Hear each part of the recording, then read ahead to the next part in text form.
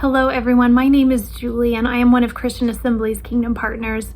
And for today's Daily Touch Point, we are looking at the book of Genesis, chapter 10. I encourage you to read the chapter with us. Today's reading is a genealogy, which means it's listing characters, listing names, listing family members.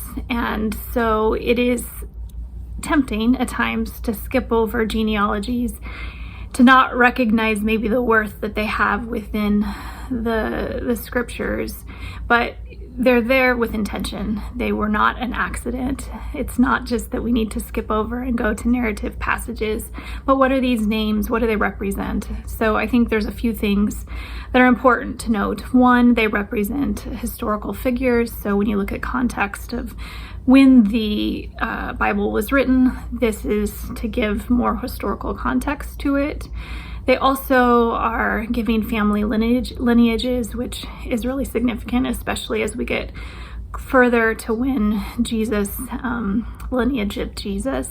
This particular genealogy is looking at the sons of Noah. So they it's been several hundred years, but they've survived through the flood in the ark, and now they are listed in the Bible. And the other thing that I feel like is really significant about genealogies is that these are everyday, ordinary kind of people like you and me, people who had certain talents, had certain giftings, but they also failed. They also had days when they didn't feel like they were enough, when I'm sure they wondered if their story mattered. And yet, all these thousands of years later, we are reading their names, we're looking at their stories.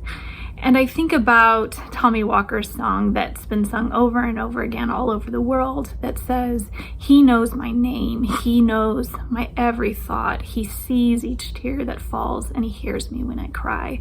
And I'm grateful that we, as followers of Jesus, as children of God, that we too are known by God. Our names, our stories, our hopes, our fears, the dreams that we have, the longings that may be unfulfilled today, the heartaches, all of these different things, God knows. And may we hold on to him. May we read this with the sense of hope that God knows, and he is loving and kind. And also he is inviting us to listen and to follow and to obey. And so, friends, be encouraged today. May God lead us in all things. May we continue to grow in just the knowledge of who God is and also who he's made us to be. So be encouraged, friends.